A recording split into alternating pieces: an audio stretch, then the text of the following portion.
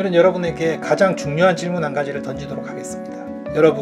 여러분은 자신이 가장 잘하는 것이 무엇인지 알고 있습니까? 안녕하세요. 닥치고 독서TV 김경태입니다. 오늘은 18년차 삼성인의 자기계발법 그 세 번째 이야기로 당신이 정말 잘하는 것은 무엇입니까? 라는 질문을 던져보도록 하겠습니다.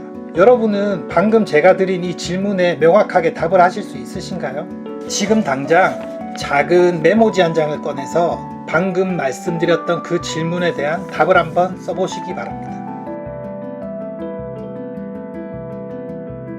이 질문에 명확하게 답을 하실 수 있다면 여러분은 자기계발의 두 번째 단계로 나아가실 수 있으십니다.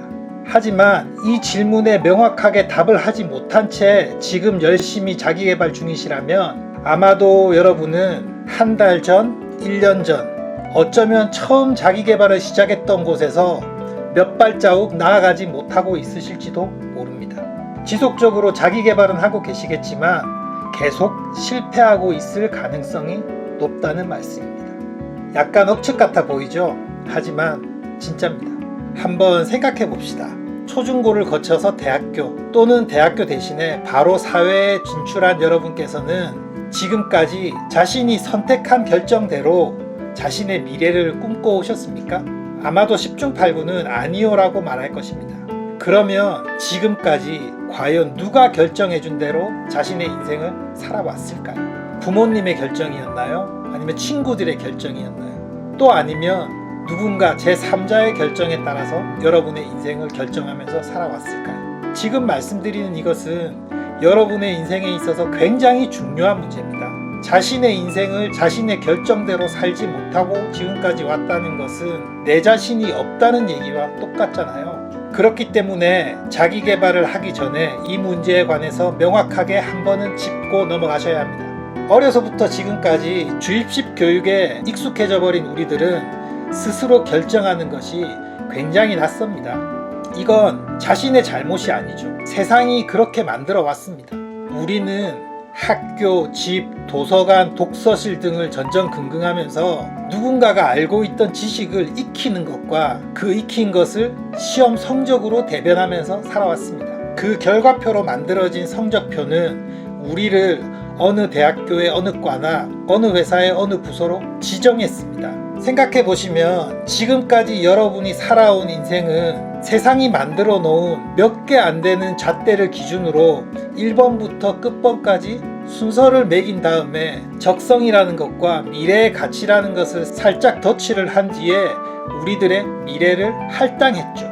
자신이 스스로 선택한 지점이 분명히 존재한다라고 생각하지만 다시 한번 깊이 들여다보면 결국은 시스템을 우리가 선택했을 뿐인 것입니다.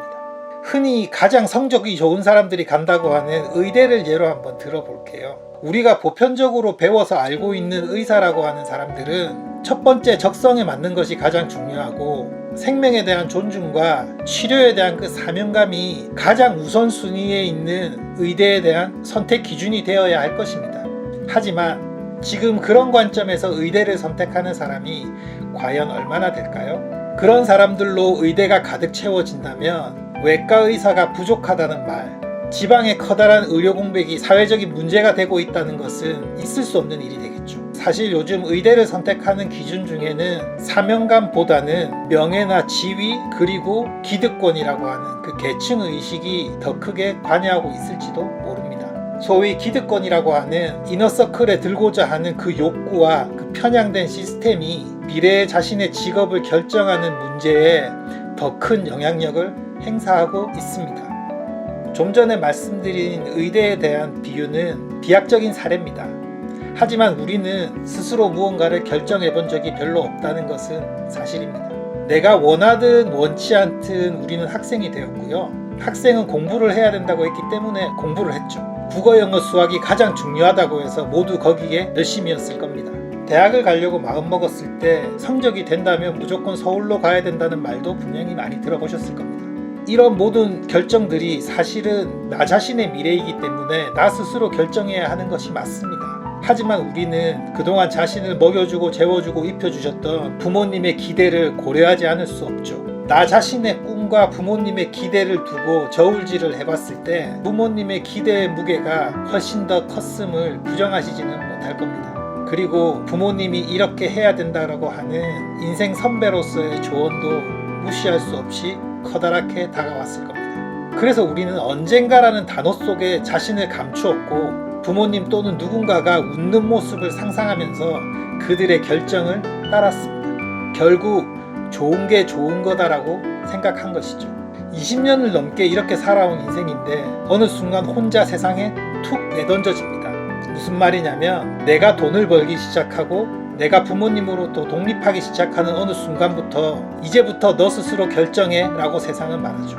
굉장히 당황스러운 순간이 아닐 수 없습니다.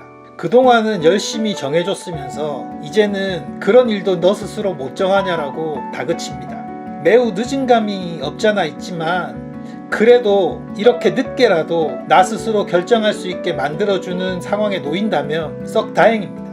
앞으로는 계속 스스로 결정하면서 경험을 쌓을 테니까 말이죠.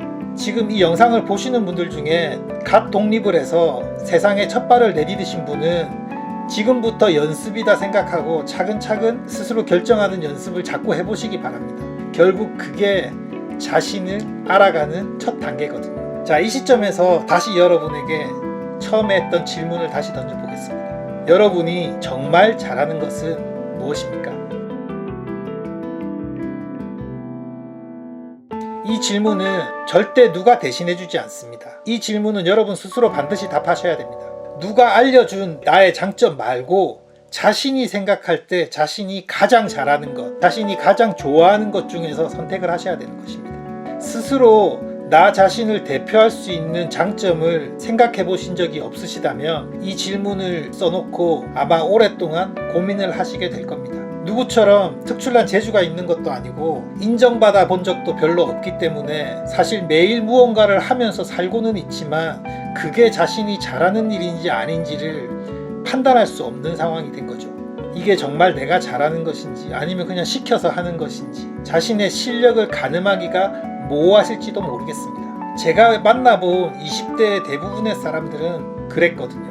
좀 전에 드렸던 그 첫 번째 질문을 넘어서 두 번째, 세 번째 질문을 하다 보면 제가 만났던 대부분의 사람들은 사실 내가 뭘 잘하는지 잘 모르겠다. 그냥 평범한 삶을 살았다 라고 이야기합니다. 또 그런데 꼭 잘해야 하는 것이 있어야 하나요? 라고 말하는 사람들도 있더라고요. 물론 잘하는 게 없어도 사는데 큰 지장은 없습니다. 하지만 자기 자신을 개발해서 좀 더 발전적인 방향으로 나아가고자 하는 삶을 지향한다면 자신의 장점을 명확히 해야만 합니다. 이건 10명의 범죄 용의자가 있는데 과연 몇 번째 용의자가 진짜 범인이냐라고 질문을 했을 때 나와 있던 증거를 기준으로 해서 판정을 하는 게 아니라 그냥 나 3번인 것 같아, 2번인 것 같아, 확률은 10분의 1이니까 이렇게 찍는 것과 똑같은 것이거든요. 그래서 자신을 명확히 하지 않고 그냥 주어진 대로 살다 보면 내가 발전할 확률은 굉장히 낮을 수밖에 없습니다. 자신의 장점을 명확히 하고 그 장점을 키우는 것이 자신의 성장 속도를 높일 수 있는 가장 좋은 방법이죠.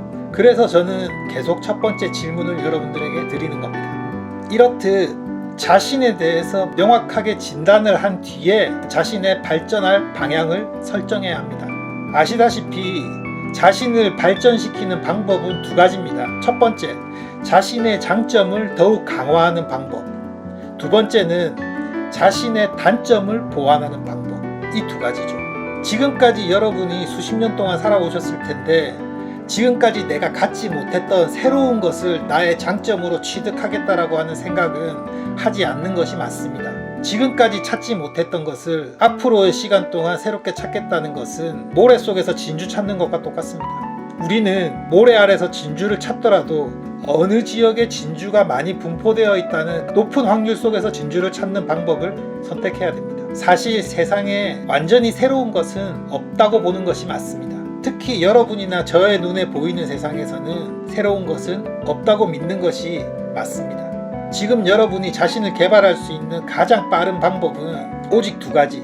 자신의 장점을 강화하고 단점을 보완하는 그 방법입니다. 여러분 혹시 자기 개발을 하겠다고 다짐하면서 서점에 가서 자기개발서나 두꺼운 고전문학 같은 것을 사가지고 와서 내가 이번에는 반드시 이 책을 다 읽어서 자기 개발을 하겠다, 이런 시도를 해보신 적 있으시죠?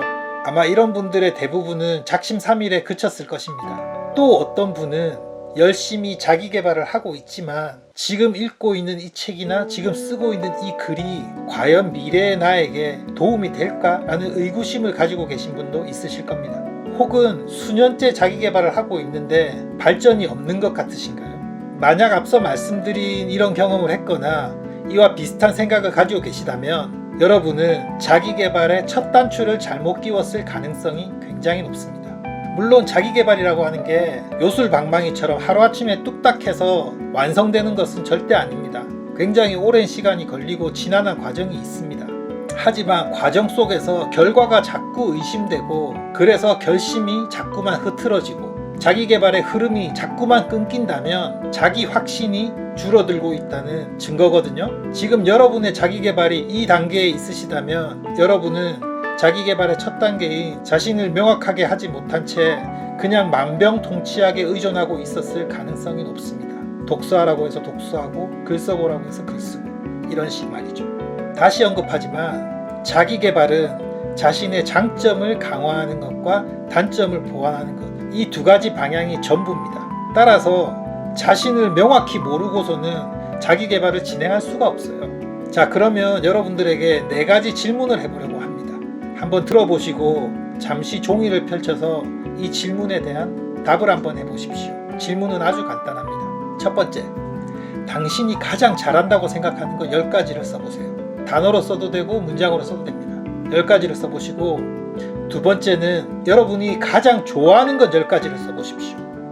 세 번째는 여러분이 가장 싫어하는 것 10가지를 써보시고, 네 번째는 여러분이 가장 못한다고 생각하는 것 10가지를 써보십시오.